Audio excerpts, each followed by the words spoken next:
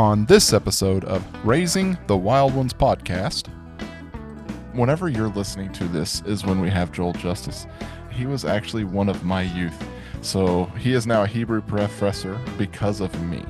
There is a strong, well, all that to say, there's a strong association between stars and astral language and divinity, divine beings. And this passage in Job is probably the strongest example in the Old Testament of that connection. See, we have a poetic retelling of creation, and the sons of God, we're told, who are associated with the morning stars, are singing in celebration of God's creative act, right? Clearly divine beings, right?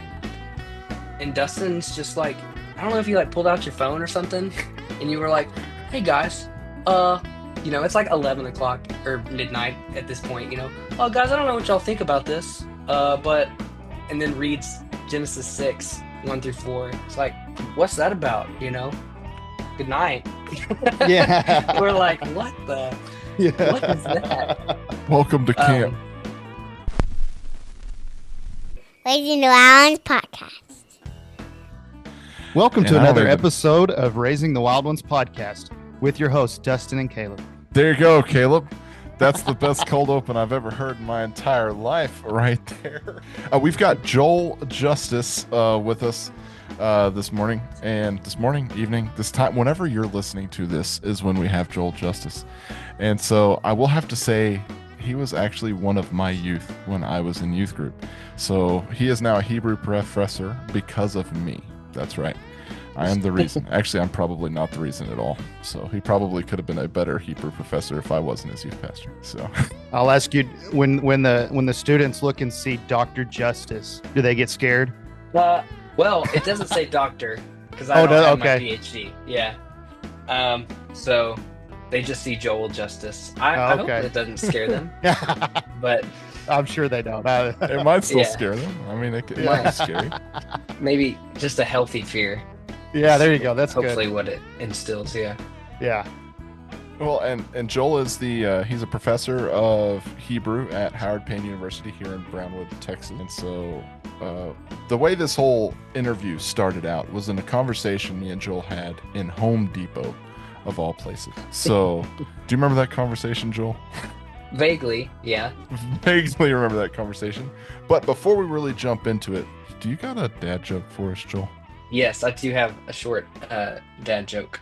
Does anybody know what vegetables that Noah really didn't want to be brought onto the ark? That's a good one. No, what? Leeks. That's a good one. That's a good one. I like it. At some point we're going to hear dad jokes over again, but that was a purely original. Yeah, hey, fresh. There you go. It's a biblical. That's Joel. Good.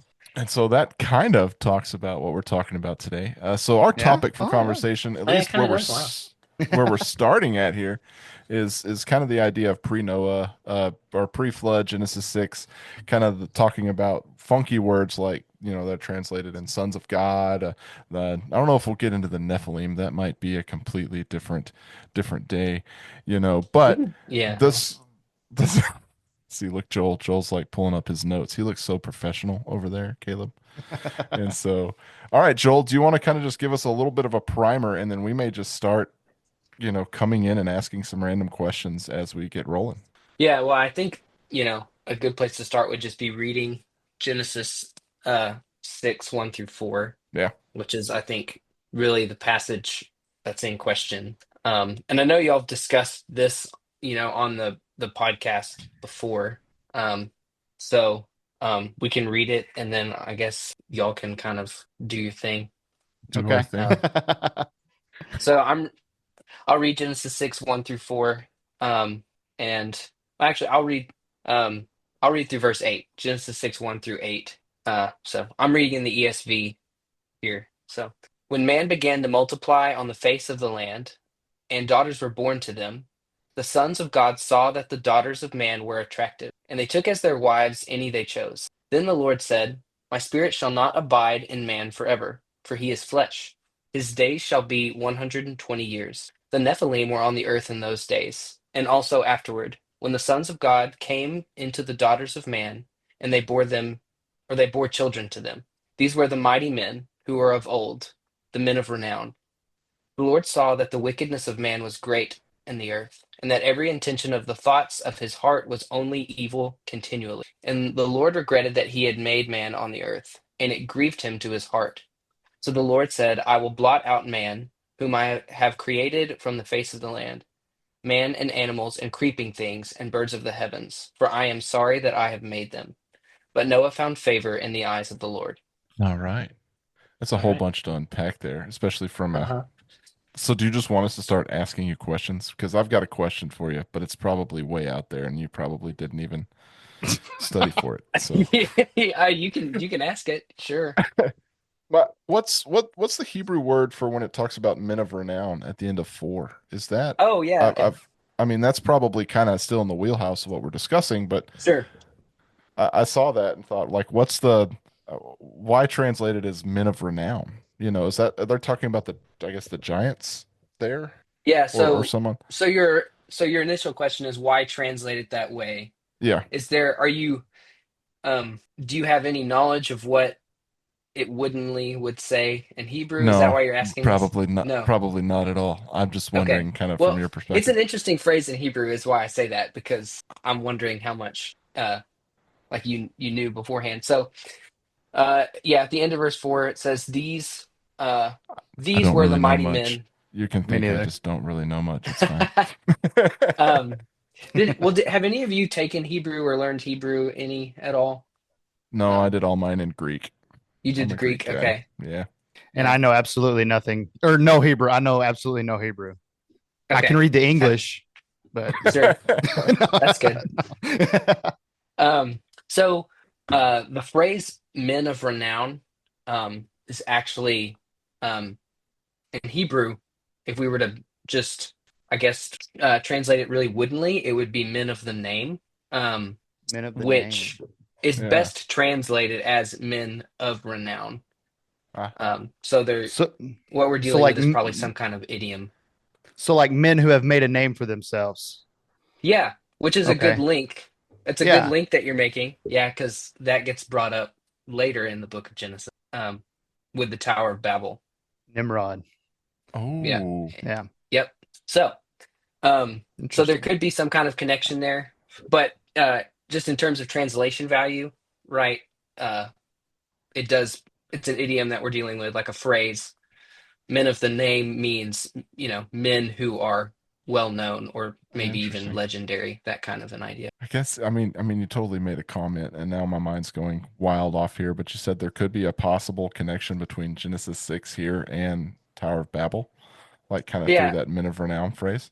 Well, a literary context. Yeah. If in this text we're dealing with some kind of rebellion, right? If we're dealing with some kind of rebellion against God or some kind of rejection of His plan and purpose for humanity and the world, then the authors of Genesis could be making some kind of like lexical link there between those two passages. It's not a That strong seems one, but seems really interesting. yeah. Hmm. And that's totally Yeah. not at all what we were going to talk about, but Yeah. No, well, I that's couldn't comment much more on that. Some people have seen a connection there. So gotcha. Gotcha. yeah, Gotcha. So I guess let's jump into back to verse or in verse 4, the beginning of it, where it says there were giants on the earth in those days. So that term giants, um, I guess we're going to talk about that for a minute, and then we'll get into the sons of God. But so that term giants is so the Hebrew is Nephilim a Hebrew word? hmm yes, Okay, yeah. So the Nephilim, it's coming from a Hebrew word, which we'll discuss. We can discuss now, or we can discuss it later. The term giants is, and so in our English Bibles, um, like my ESV here says Nephilim. I can look at a few other translations I here. think my NSB, I got it pulled up. NSB just goes for Nephilim too. Yeah, CSB, NRSV, NLT. NLT says Nephilites, Ooh, which is hmm. interesting. seems fancy. But yeah, so what is the term giants is being introduced by the Septuagint, which would be the Greek translation of the Old Testament. And so, yeah, that that is I'm a totally googling very some. Don't worry about me. it, it's a I'm very looking. I'm significant doing the like same thing. interpretive issue. Um, because the question is, and what we'll start to look at today is what the LXX or the Septuagint is doing. LXX is a shorthand for Yeah. Septuagint. What those translators are doing is either recognizing the Nephilim as a term for a group of people or quasi divine people who are giants, and that is culturally just how they're understood to be, right?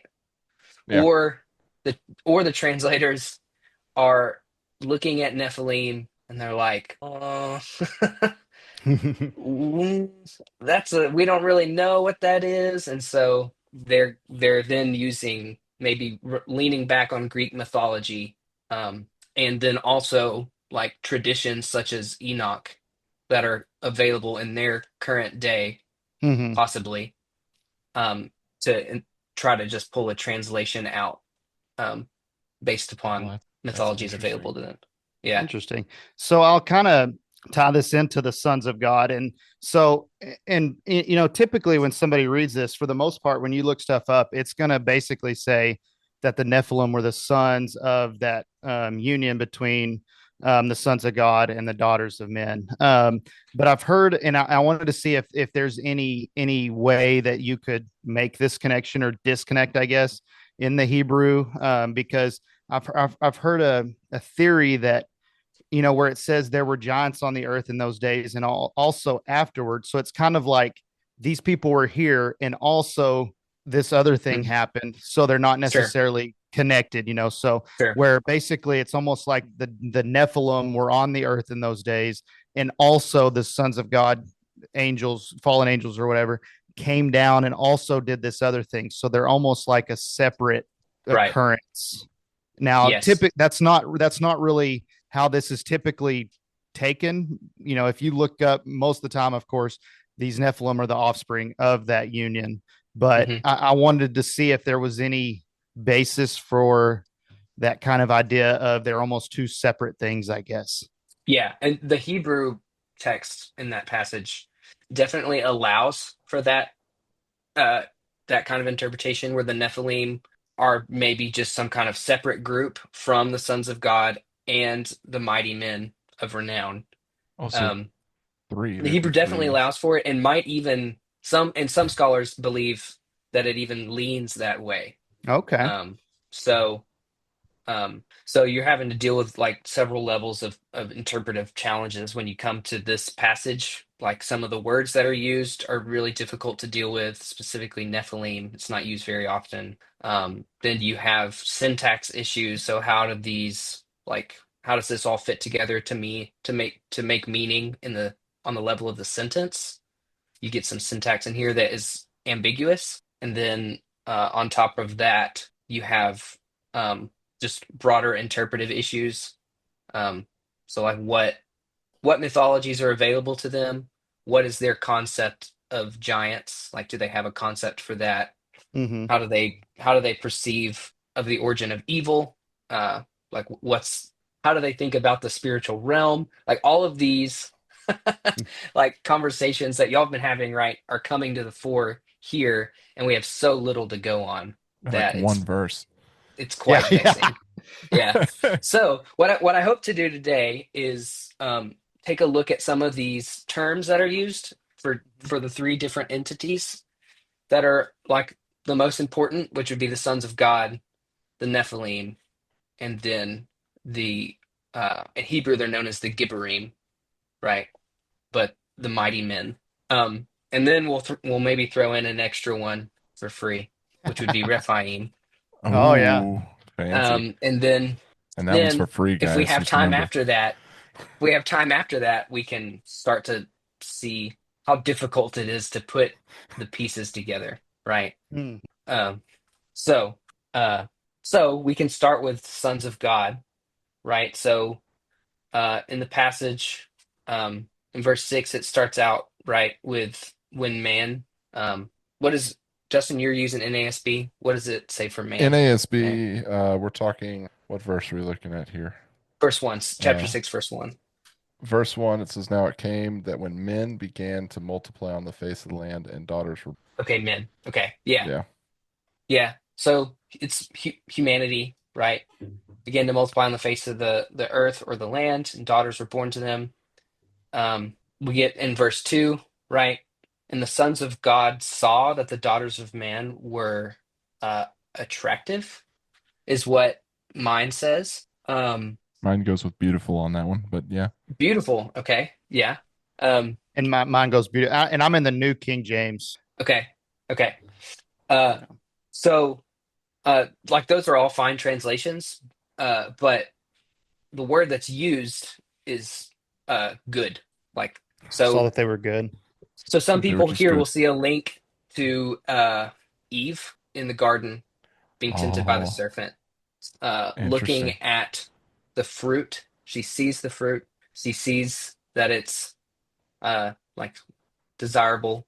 But the phrase that's used there, she also sees that it's good for obtaining wisdom, right? And so, um, Is this the same? I mean, this may be a wild thought, but is this the same word that's also used when God said, and he created and it was good?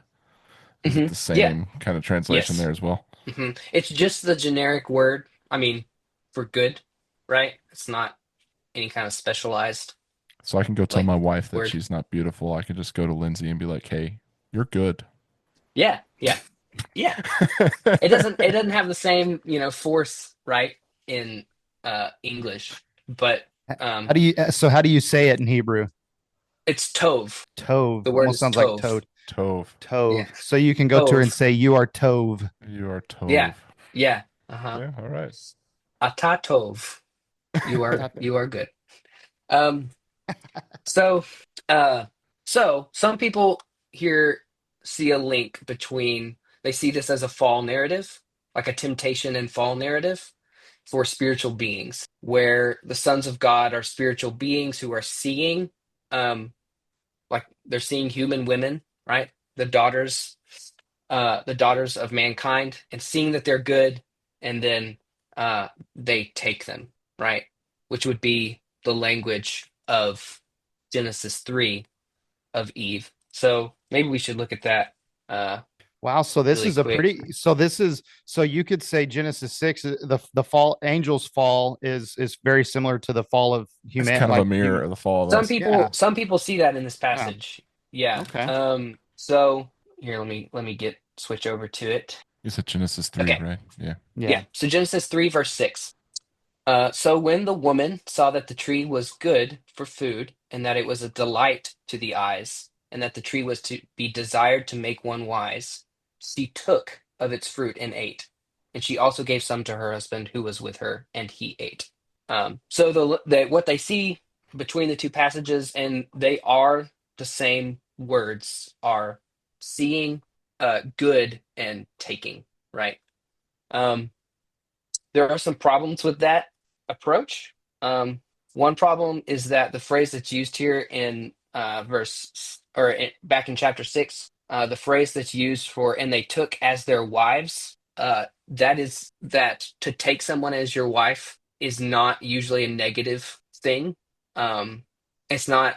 That is just the common phrase for describing a man like getting married, So, to take so a I mean, wife. so a translation would be like this would be consensual, right? Um, Ooh, I think I've got yes. you, Joel. Oh, yes. Yeah, Well, I was like, so ooh, well, we're getting into controversy here. Ooh. this is the issue, is on balance, right? Yes. Like grammar alone, then yes, it would it's usually consensual, right? But dealing with marriage norms in the ancient Near East, like, Man, yeah. yeah, things being consensual might not be like one of the primary categories that they use to think about marriage. And that's a It was problem, like but it was like I'm going to give you some goats for your daughter to marry me. Yeah. and then Yeah, she had to yeah, do it. Yeah, so yes. I mean, that was broadly, I don't. considered consensual. Yeah. I Yeah, know for so those of you, like, this did is the a father agree? podcast and it's an audio medium, but for those of you who might watch this on YouTube, you'll see Joel Yeah, like pick up a box and say it's we're a gonna. problem, and we're It's a gonna set problem. this over here. We're gonna set it off to the side because we just don't have time to deal with that. That's a Um, podcast for I'm writing that down. Podcast idea for later. yeah. Um, so this is a normal Hebrew phrase for like people getting married. So like later on in Genesis, like Isaac needs to take a wife, right? And he takes his wife as Rebecca. So Okay, okay. like this is just a phrase. Um, and so this might not. I'm a little hesitant based on the two connections here to read into this being like the origin of evil, and that's the way it's being communicated in the Hebrew Bible, right? Like based solely on that connection. um the Bible talks about the origin of evil in so many different ways, and it's never clear Yeah. like at Yeah. all. That could be what's happening here. I mean, it very well could So be, but I don't that's know. not This the is it doesn't seem to be the main thrust of what's happening. what's going on. So, I mean, and you talk about like the origins of evil. Are you kind of getting at the idea that maybe these sons of God were the fallen angels that fell with Satan? Like I've heard, Yeah, right. yeah, okay. So, I Right. mean, that's just one of the many questions that we could talk about. Yeah. Yes. I mean, a lot of people think that in First Enoch, that seems to be what they're mapping that on to that kind of idea. That idea. Um, So they were already fallen and then did this. Is that what right. you're Well, saying? Okay. so that's the question that you have to ask: is this their fall narrative? Like, is this when Oh yeah. the fall Okay. actually happens, or is this something that they do after they've fallen? Um, if it if the biblical authors are trying to make the link based on the terminology there, then it would indicate that this is probably their fall narrative, maybe. But that's still loose because the fall narratives, right, even in Genesis, tend to kind of cycle, Hmm. Interesting. and Yeah, yeah, we yeah. just don't know what oral traditions this is really associated with. All Would be right. nice if we did, but um, so something's going on here with the sons of God. And so I think the first question as we go through the flow of the passage is to ask, who are the sons of God, right? Hmm. Who are the sons of God and who are the daughters of man? So, when we start to look at the sons of God, like that phrase is used in several points in the Old Testament. I'll throw out a few just for your edification. Here in Genesis 6, 1 and 4, we see it in Job chapter 1, verse 6, Job chapter 2, verse 1, Job 38, verse 7. It's not a super common phrase, but what we'll see is it does map onto a broader category within the biblical Mm. narrative that the ancient audience probably would have been pretty familiar with. So there's been primarily three main ideas floated as to who could be the sons of God in this passage. The first one, which is I think Dustin, you might have been asking me this, mentioning this before the podcast started, The sons of was Seth, right? yes, the sons of Seth. So, um, one main option is, are the sons of God here the sons of Seth, Sethites, descendants of Seth? So, if this is the case, if these sons of God are merely human beings, there's no spiritual component to their identity, that they're just godly men from the line of Seth. Um, this is a an interpretation that came about like later on in the history of interpretation. I mean, later than like the book of the Watchers and Enoch. So they're largely drawing on the idea that Seth is a godly man who is calling on the name of the Lord, and they're using the passage in Genesis 4, verse 26 as So, evidence for that. so if I like go walk down to like a Jewish in this time period, a Jew in the time period, and I'm like, hey, what do you think about the sons of Seth translation? They would look at me like I have no idea what you're talking about. Mm, well, what time period are you talking about? Like we're talking like, I don't know, back then days. I'm trying to be back very in the vague day. here. Yeah, I'm okay. I mean, if you go into like, if you went into Persian occupied Babylon with the Jewish exiles, right? Yeah. Or the ones that chose to stay, and you asked them about that, yeah, they'd probably be like, "What? Huh?" Based on the evidence that we have, based on the manuscript evidence we have, they would probably be very confused. So um, you said the Book of the Watchers. Like when roughly was that written? uh, Oh, that's the best look I've ever seen. Yeah, that was. So there are basically, theories that I'm not yeah. familiar enough with it to shoot that Okay. one off So off the top of my basically, head. anytime before the time period of Christ or a little afterwards, anytime before that, they would have had no Y- y- clue the sons of Yeah, Seth. Yeah, okay. so there are indications that, yeah, and I don't know specifics is the issue, so I'm hesitant to say much about it. But some people think that the Book of the Watchers, um, at least in oral tradition, is being uh, circulated like maybe even a few hundred years before Christ. And the Book of the And there might Watchers even be is some you know evidence for that, maybe in allusions to it in literature of the time. And then I think um, it definitely predates the writing of the New Testament, hmm. Hmm. um, And the Book because of the Watchers is the first it's section, right, of the Book of yeah, Enoch. Yeah. yeah. So it would be First Enoch 1 through 36, chapters 1 through 36, and so I think I have that right. And I mean, and it's quoted by New Testament authors, so it's floating around by then. Um, but some some people, there's debate amongst scholars, and so some think that it's old and predates Daniel, right? So they're assuming Daniel's Yeah. written in the second century BC, and that Daniel's like some of Daniel's Watcher traditions are coming from the Book of Enoch, and then there's others who would say that maybe Daniel is written earlier, and Enoch is developing a Watcher's tradition that is From being passed Daniel. down Okay. from Daniel. That's the best I can do for you on that. Hey, but that's a good answer. Yeah. I like that answer. Um, so in terms of Sethites, there's so like the issue with the two first views that we're going to talk about is one of them is primarily championed by Christians and becomes famous in the writings of Augustine, and then the other one is the one that's primarily I don't know, espoused, the one that's primarily taught uh, by rabbis in rabbinic Judaism, which is developing, you know, at about the same time as Christianity.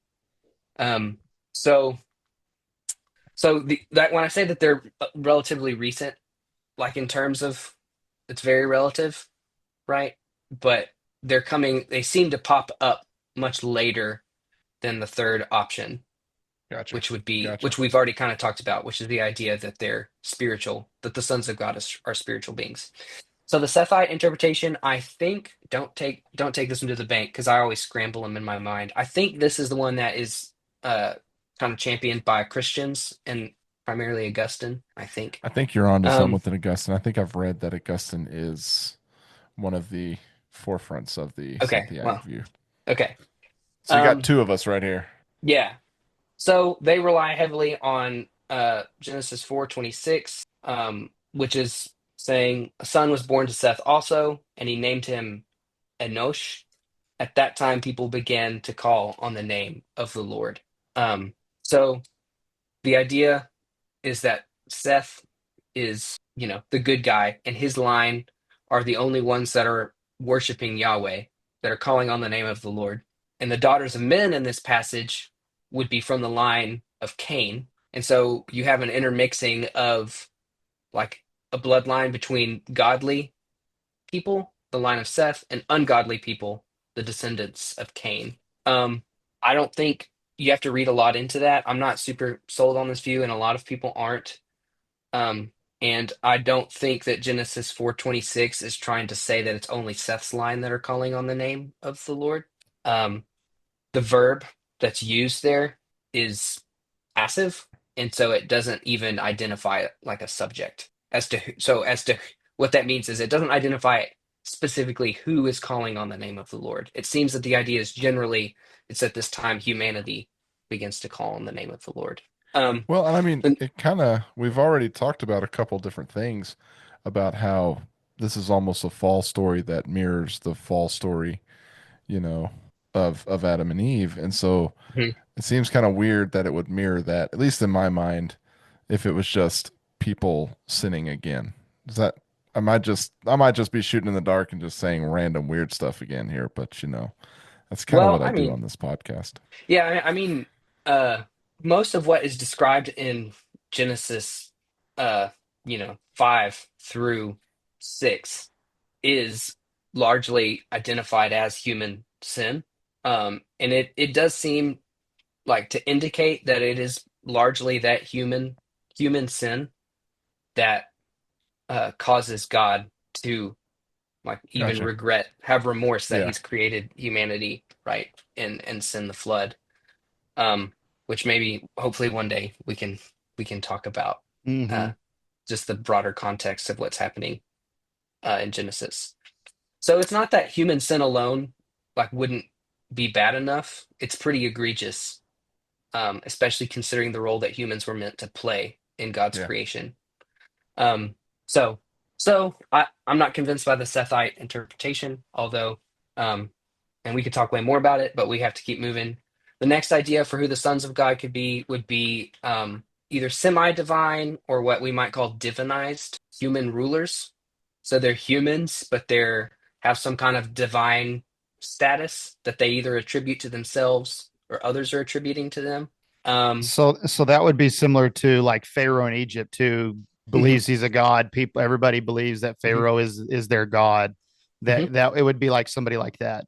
Yeah, that's a Okay. great connection because this divinized human rulers interpretation would be that the sons of God are human, uh, but they are human kings who are inappropriately taking women to be wives.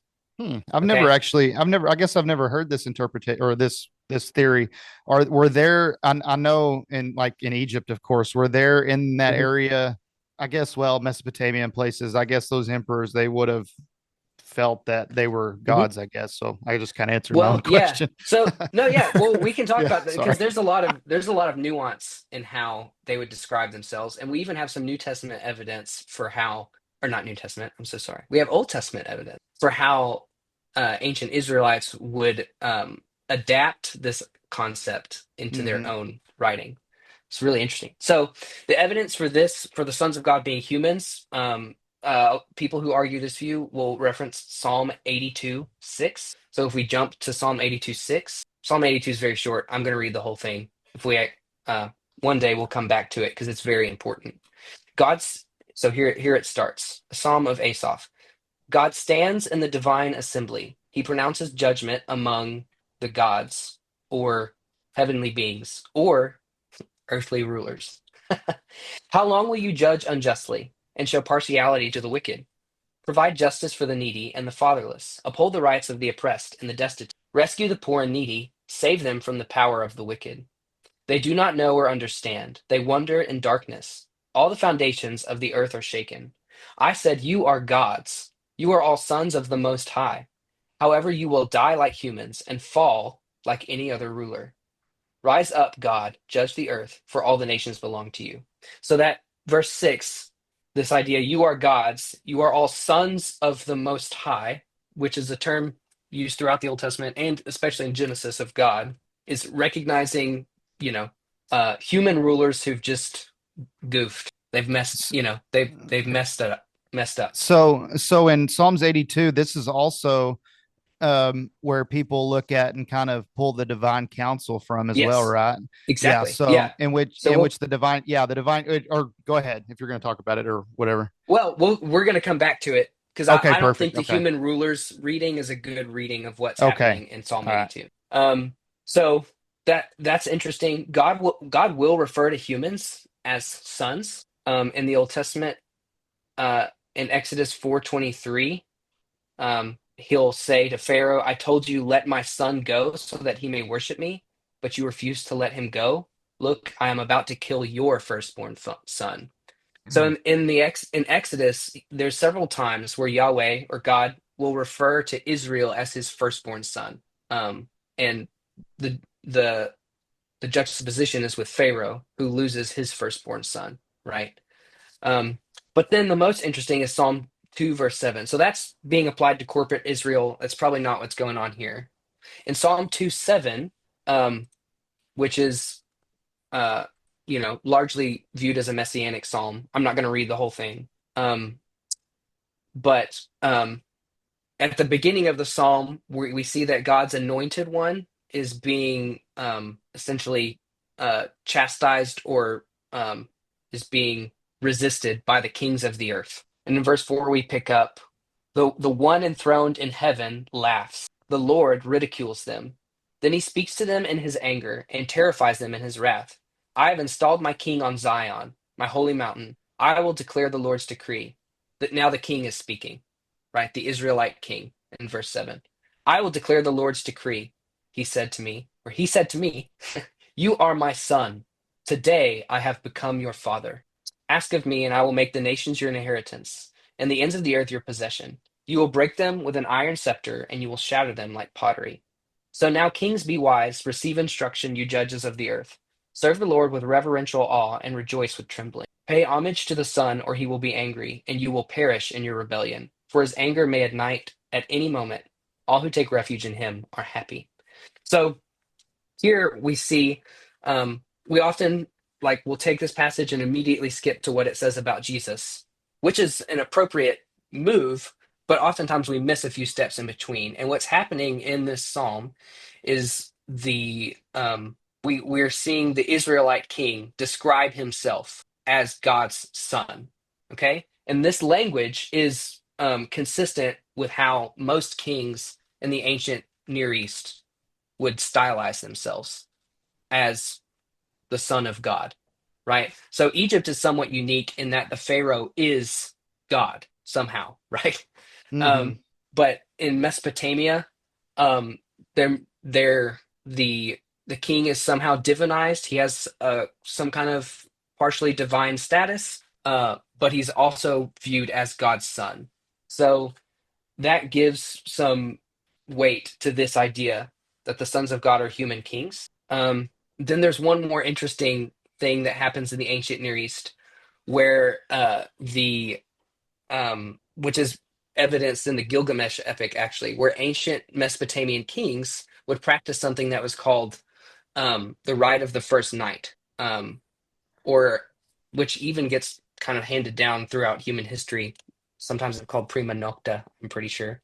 Oh, Where that's in Braveheart. yes, Yeah. yes, and that's the example, and Yeah. it's pretty much that of Yeah. what you see in Braveheart, where the king, like if one of his subjects got married, he had the right to sleep with the wife before the husband got to.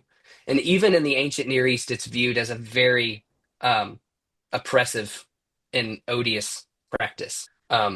And so, however, it is mentioned in the Gilgamesh epic, which is ancient, like super ancient. And so, if it's almost certain that the Old Testament authors would have been aware of it, and so some people say that that's playing into what's going on here. We're talking sons of God are human kings who are inappropriately taking women as wives, and it could be a reference to the oppression of like Mesopotamian kings and Okay. the rite of the first night. I'm not super convinced by that view.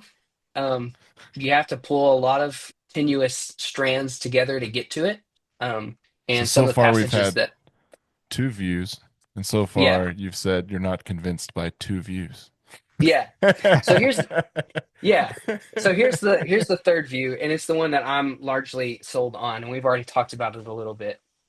And the third view is that the sons of God are either rebellious or malevolent spiritual beings, which would mean that they are spiritual beings who have either rebelled against God or are just not being subject to God, and are taking human women as wives. And so what we have here is uh, like a violation of the natural order of things. And so the idea that the phrase sons of God refers to spiritual beings is pretty well attested in the Old Testament. So, first of all, in Hebrew and Aramaic, and maybe other probably other Semitic languages. I just don't know the others. The phrase "son of" is used to designate the son as a member of a group or a class, oftentimes.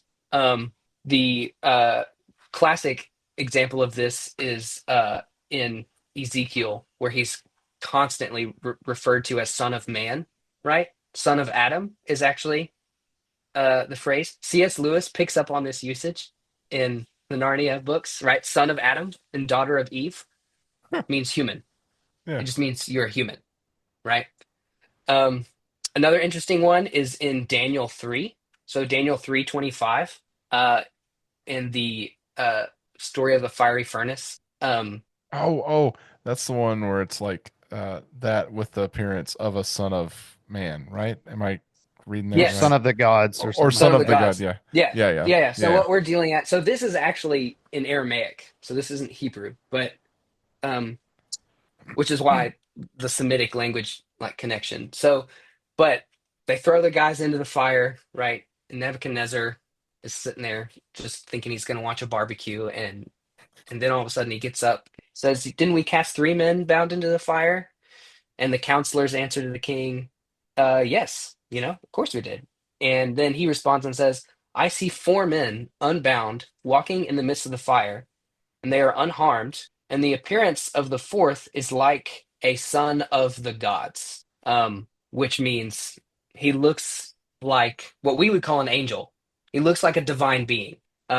So again, that's just an example. Son of God, even in the singular, can designate someone as being a spiritual being, right? A divine being. Gotcha. So we hear a lot of times, this is the story of the fallen angels we kind of talked about earlier. But you mentioned where it says "son of God." Does the Hebrew let on, like you said, that being a divine, like an angel, or Mhm. does that mean it's potentially something else? As in, what do you mean something else? Well, yeah, well, like going into Job, where it talks about, the sons Okay, of God came to present themselves before the Lord. right. So what exactly? I guess my question is, what exactly is a son of God? Yeah, that's an excellent Question. question.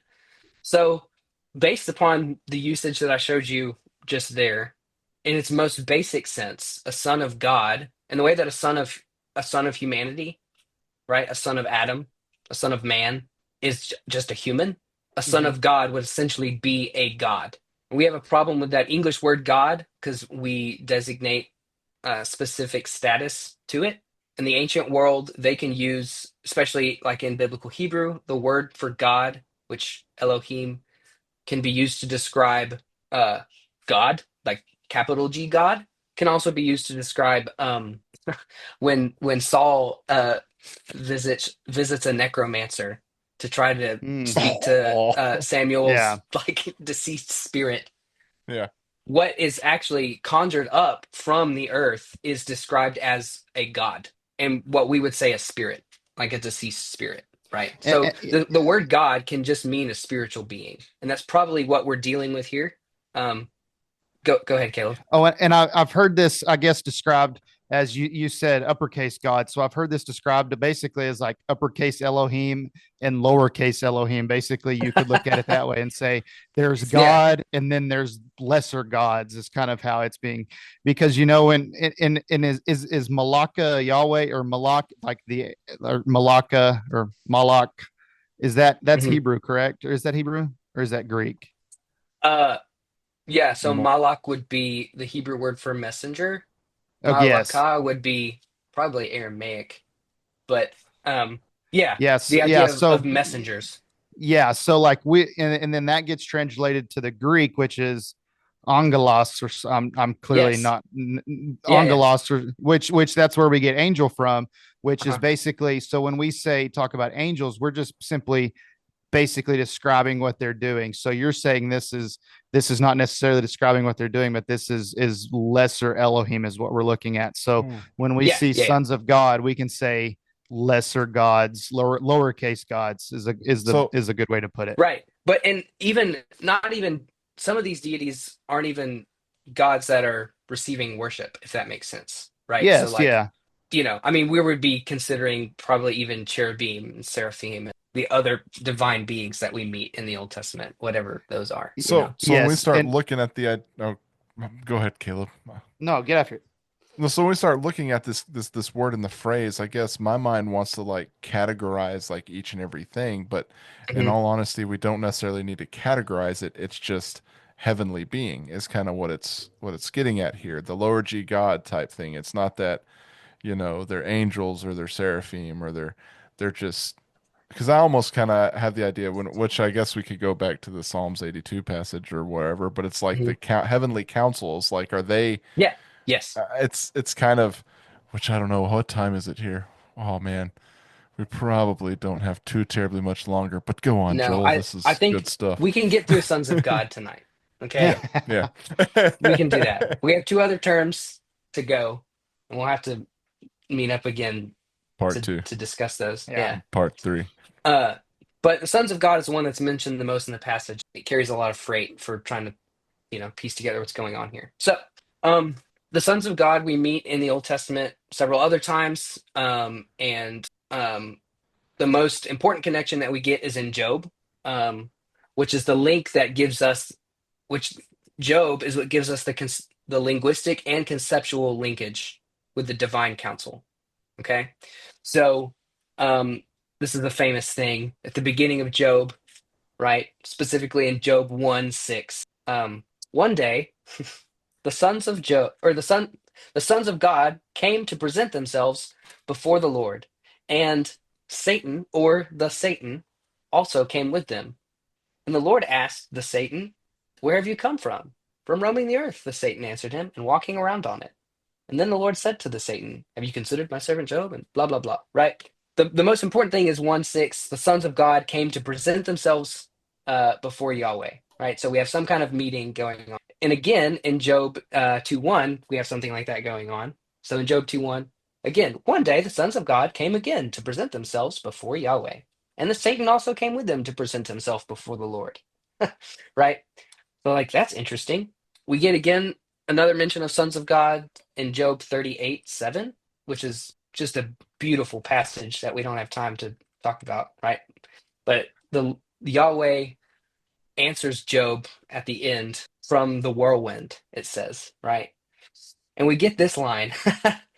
I'll start in verse 5, right? Who fixed the dimensions of the world? Certainly you know. Who stretched a measuring line across it? What supports its foundations, or who laid its cornerstone? While the morning stars sang together, and all the sons of God shouted for joy. Who enclosed the sea behind doors when it burst from the womb? When I made the clouds its garment and total darkness its blanket. Right? See, we have a poetic retelling of creation.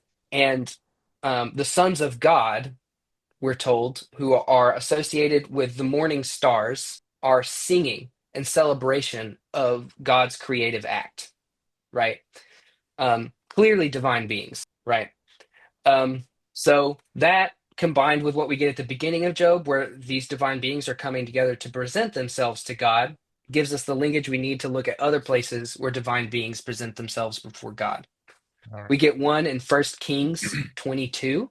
This is another, well, I don't know if this one's famous, actually. It is in my mind because it's just so bizarre. In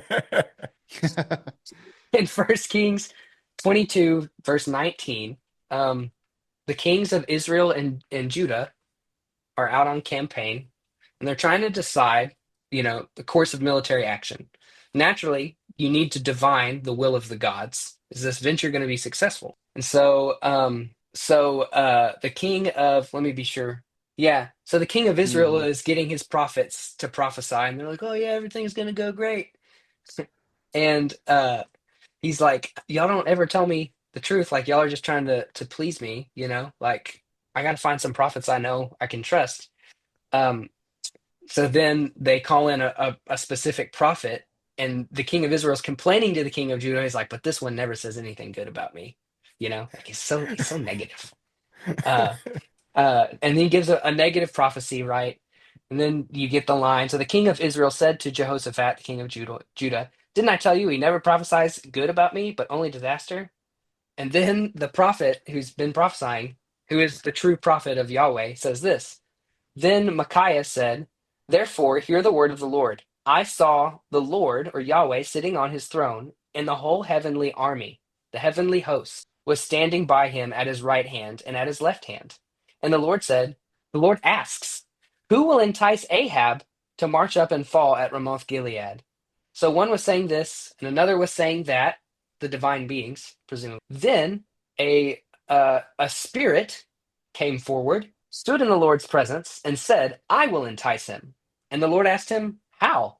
And he said, I will go and become a lying spirit in the mouth of all his prophets.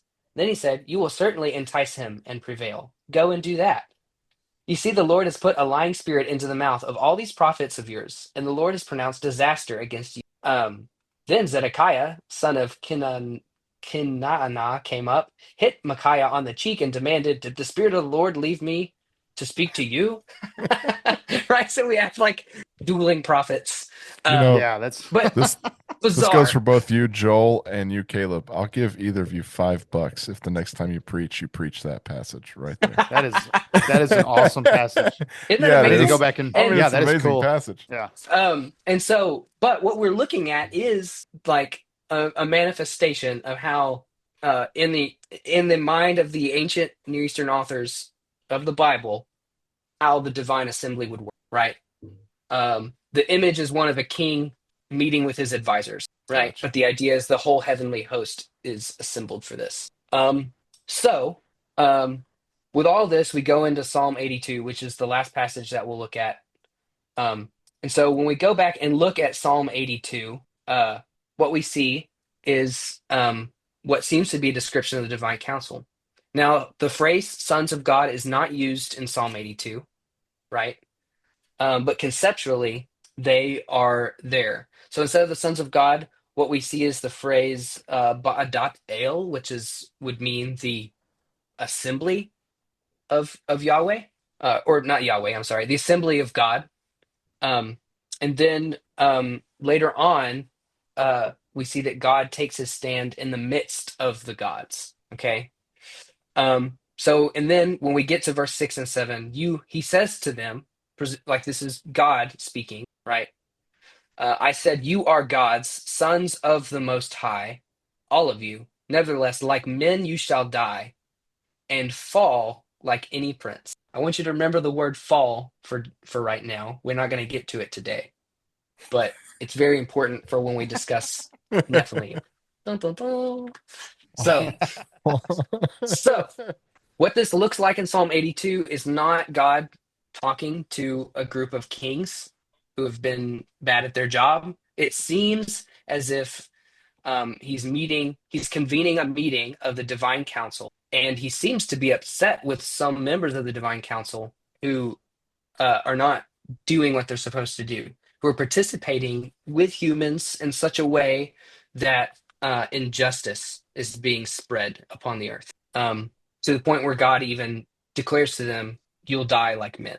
So, and I mean, maybe it's just because my mind's thinking like linear in timeline here, but it almost kind of Sure. gives the idea of like God calls the council back, and so these sons of God in Genesis 6, do they go back up before the council, or I don't know what I'm trying to get at here, or does God just like pronounce his judgment for them, or what? Yeah. So what's not clear is the relationship of this text to Genesis 6. There's no linguistic like linkage between the two, right? Not any Gotcha. obvious allusions. Conceptually, the two might be working they're definitely working in a similar thought world, I would think. But it's not clear, like chronologically or temporally, how this would relate to what's going on in Genesis 6, even if it really relates at all, other than the fact that, if we are dealing with spiritual beings here, which I really think we are, some of them have not been doing what they're supposed to be doing. Okay.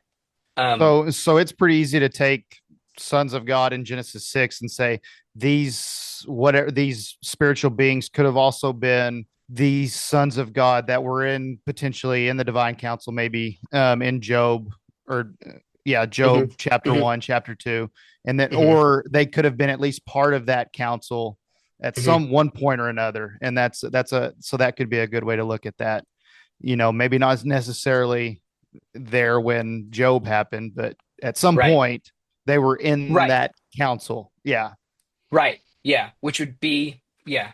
And the council doesn't seem to be like, aside from some of the imagery we get in Daniel, the council Mhm. doesn't seem to be like a super select group of advisors, Mhm. right? I mean, in the First Kings passage, it's seemingly the The whole heavenly hosts. armies, which Yeah. yeah, Yes. Yeah. which is a lot, so Yeah. we're told. Yeah. So, um, um, so when you start to, so at first, sons of God isn't used. The phrase, especially with the plural, sons of God, isn't used a lot in the Old Testament, and it doesn't seem very forthcoming. But of all of the people that are identified in this passage, sons of God is the one that I'm the most confident about, that we're dealing with spiritual beings in this case All that right. are inappropriately, um, which is a delicate way of putting it, right? Inappropriately taking human women as wives and producing offspring.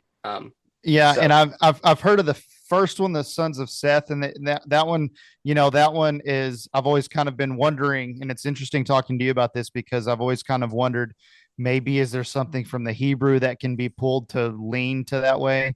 mhm, And then I've of course, heard of the third one, which is probably to the one I feel most mhm, confident in, kind of like you're talking about. The second one is pretty interesting because that's one I've never heard of until today, okay, but like you said, it does seem like you have to stretch a lot to make that one work.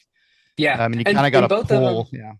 both of them, you got to stretch a little because this Yes. passage is Yeah. just Yeah. not forthcoming. But um, yeah, I think the strongest two are the second two we talked about. Um, Yeah. and so, and there's some, I mean, there's some people who have forgotten more than I'll ever know, right? Who have read this passage and studied it very well and have said these are human kings and Gotcha. not Yeah. spiritual beings. I do think we're dealing with spiritual beings. And so what that leaves us with is so the sons of God, so spiritual beings, see that the daughters of man are good, right, or attractive. They take them as wives, uh, any that they choose, and then after that, seemingly in response, right, then the Lord says, "My spirit shall not abide in man forever, or humanity forever, for he is flesh, and his days shall be 120 years." Right? So the phrase that he is flesh might lend credence to the idea that these are spiritual beings that we're dealing with who are inherently disembodied, right? Unless they're manifesting themselves like, like angels would as Yeah. humans. Um, and so then that's when we hit verse 4, which we'll get to next time we meet. Next time. The Nephilim were on the earth in those days. What's that about? So, What the yeah, Nephilim? What's that about? Maybe that's what how I'm is going to that? title that episode right there. Nephilim. Yeah. What's that about? What's that about? Well, man, I will say thank you so much, Joel. This has been a fun one, just kind of digging into this and looking into these passages, and trying to figure out some of this. You've made me think about a lot of that, especially that King's passage. I know I've read it, but Hmm. man, I can't believe I forgot about that one because that Yeah, is, sometimes you gloss over it, and it's yeah, not until someone's like, "Hey, isn't that weird?" You're like, "Oh yeah, that's super you're right. weird." That's super weird. That's not how I'll, I I'll think at also all. say, I was talking to you, Joel, like 2 or 3 weeks ago or something, and you said the first time you ever thought about the sons of God was at camp because I Yes. read that passage and I was like, hey, the sons of God, what's that all about? No. So like we're at, was it youth camp probably? I don't know. I'm Probably maybe youth camp, sitting 15. in the I don't bunk, know. man. Yeah, no, it's like the lights are out and we're like all in our bunks like to go to sleep. And Dustin's just like, I don't know if you like pulled out your phone or something and you were like, "Hey guys, uh, it's like 11 o'clock or midnight at this point, Oh guys, I don't know what y'all think about this. But and then reads Genesis 6, 1 through 4. It's like, what's that about? Good night. We're Yeah. like, what is that? Yeah. Welcome to camp. Um, Welcome yeah. to camp, kids. And that's the first time I'd probably not the first time I encountered the passage, but definitely the first time I thought about it. So yeah, And it's look at you fun that now. we're having this conversation now, probably Yeah. 15 years later. Oh yeah. I have one more quick little. We could talk about this one for a while, but we'll keep it super short. Oh, I just want to yeah. point something out. So in Job 38, you know, where Okay. where the Lord talks to Job out of the whirlwind, you know, to what were its foundations fastened, who laid its Uh-huh. cornerstone. So in verse 7 it says, when the morning stars sang together. Yeah. So Jesus is referred to as the morning star in Revelation, and hmm also isn't Lucifer sometimes referred to as the morning star? Yeah. We actually might get to talk So about. so is that saying like Lucifer or Satan and Jesus? I don't know. Like that's an interesting thought. Yeah. I don't know how much time we'll have to get into it when we Yeah, talk we may about not what have. And Yeah, on Well, that cliffhanger, so what you're talking about is Isaiah 14:9, yes, and we will talk about Isaiah 14:9 or Isaiah 14 a little bit when we talk about Rephaim. But Jesus is referred to as the morning star. But in Isaiah 14, what's happening is the defeated king of Babylon is being welcomed into the underworld, and they're singing a taunt, like you know, a diss track yeah, to him.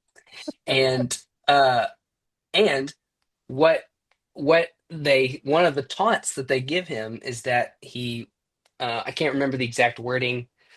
Either he likened himself or thought himself or was like the morning star, and even like made pretensions to being maybe more than human, and uh-huh. now he's dead. Bummer, Yeah, so bummer, dude. um hate that didn't work out for you, man. yeah, So yeah, there's a lot going on there, yeah. There's a and lot of yeah. we the revelation stuff aside, what's going on in the Old Testament with the morning star is that like stars were typically associated as divine beings. They were understood that way. Which is, I mean, some people will even say that, I don't know where I'm at on this, but some people will say that even on day 4, when the lights in the heavens are being made, that's describing the creation of divine beings. Like the sons of Ooh, God are created when the stars are on created. Dave. Oh, okay. Yeah, that's a Interesting. theory. I I'm don't know if I'm really sold on that one yet. I mean, they have to be created at some point, right? Mhm. I'm just not confident that what we have in Genesis 1 actually details how that happened. But there is a strong, well, all that to say, there's a strong association between stars and astral language and divinity, divine beings. And this passage in Job is probably the strongest example in the Old Testament, of that connection. Okay. Man, Caleb, I just got one quick Sorry about question that. for you here. No, you're good. Yeah. Well, Joel, do you have like anything you want to like close us on or anything like that? I mean, I guess if anybody'd like to contact you further, are you in the process of writing some fancy book that we don't know about? No, I'm No. not. Um, no, Maybe one no, day, and I'm the trying name of your I'm book. trying to survive the semester is what that's my goal right now. So, That's a good goal. So, mhm. well, awesome. Well, Hey, dude, thank you you can so end it much. you can end it with this, and you can just say 2 words: young Earth or old Earth, since you know the Hebrew. Ooh. I'm just kidding. No, Oh. well, let's I go ahead and wasn't end it. gonna We'll Whoa, stop. I wasn't whoa. gonna I answer gotta that in stop. I two gotta stop. words. I can't answer some Yeah, 2 words. I know All right, that you I'm did just have another question, and we'll have to get to it next time. Yeah. I'll Yeah, stop. I gotta stop. I yeah, keep. man, yeah. Caleb, what Yeah. time are we at? We're already at like almost an hour and a half here, Caleb. I know. Yeah. My Y'all bad. are gonna I'll have to stop. do. I'll stop. Y'all are gonna have to do some editing on this. Nah, we'll just let it run. Well, thank you guys for listening, man. This has just been an awesome podcast. Thank you so much, Joel. I've got like another list of a whole bunch of stuff. We'll definitely have to look at this again, revisit like the Nephilim and all that kind of fun stuff. And man, you've dropped some mind grenades on us a little bit here with different stuff, and I've definitely really enjoyed it. How about you? You enjoyed it, Caleb? Oh, for sure. Oh yeah. Well, thank y'all for having me. I've really enjoyed hanging out with y'all and getting to talk about some super obscure stuff that you don't always get the opportunity to talk about. So people don't like to be cornered in Walmart and talk about this. They run away. It's new evangelism tactic. And say, what do you think of the Nephilim? What do you think about the Nephilim? Hey, you have any thoughts on this First Kings passage? Yeah. Yeah. So. Well, all right. Well, thank you guys so fun. much. Thank you guys for listening to Raising the Wild Ones podcast. I know me and Caleb are just a couple of redneck theologians, right? Kind of came up with that term a little while ago, and it's just kind of making us laugh. But that's really just what we are, right? Every single one of us is a theologian. Sit there and just think about the Bible, and me and Caleb are rednecks, so that makes us redneck theologians. And so we just thank you guys for listening to us. And if you want to just give us a holler and let us know about topics you may want to listen to, or things you may want to say, or if you have an idea for a guest host, or if you yourself want to be a guest host, just drop us a line. Just let us know. Just give us a ring on the old telly. Actually, not really. We don't have a cell phone number, right? But we do have an email, and you can send us an email, right, at raisingwildonespodcast@gmail.com. There'll be a link for that podcast down in the description. And so just kind of click on that and just let us know what you guys want to hear from us. And we like to hear from you guys too. We like to know what you guys think of our podcast. And so also just tell your friends, share it on social media. Just let people know when you're sitting down having a cup of coffee with your hunting buddies or fishing buddies, just say, hey guys, listen to this podcast. It's these two rednecks, and they're kind of weird sometimes, but it's fine because they talk about some cool stuff. And so just let people know, and that's how the word gets out, and that's how it gets shared. So we just thank you guys so much for your support and for listening to us. And yeah, tune in next time for more from the Redneck Theologians. Hey everybody, I just wanted to reach out and bring you some exciting news. Our Patreon is now live. Patreon is a way to support this podcast so we can keep it going. For $6 a month, which is the cost of a cup of coffee, you get exclusive content that is for members only. This includes special episodes, show notes, and early release of our upcoming episodes. As we grow, more will become available through our membership. Another exciting thing is that we will donate $1 out of the $6 membership fee to missions. This money will go into the hands of missionaries on the ground doing the Lord's work. So go to patreon.com/Raising the Wild Ones podcast, or click on the link to our Patreon site in the show notes below. Thank you for supporting this podcast, and God bless. One final thing here for you guys before you all head on out.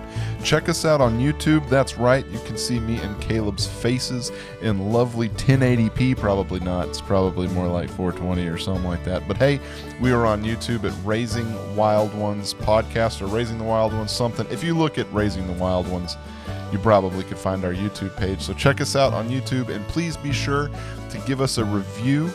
If you give us a positive review, that helps us to move up in the ranks and more people to hear us.